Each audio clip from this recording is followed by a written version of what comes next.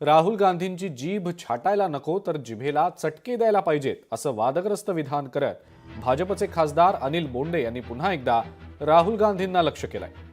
पप्पू टप्पू उडाण टप्पू म्हणत बोंडे यांनी राहुल गांधींवर हल्लाबोल केलाय। 10 वर्षांपर्यंत स्वातंत्र्यवीर सावरकर कोठडीमध्ये होते। जी माणसं वीर सावरकरांवर टीका करतात त्यांनी एकदा त्या कोठडीत जाऊन बघावं, 7 दिवस राहून पाहावं, कोल्हू चालवावा, तेव्हा कळेल देशासाठी सावरकरांचा त्याग काय होता ते, असा सल्ला सुद्धा बोंडे यांनी काँग्रेस आणि राहुल गांधींना दिलेला आहे।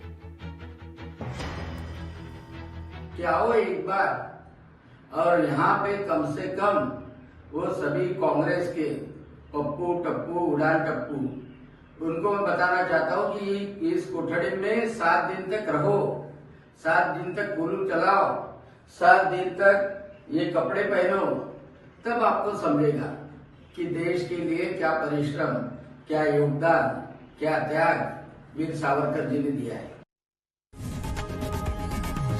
लोकशाही मराठी ऐका, पहा, जागरूक रहा।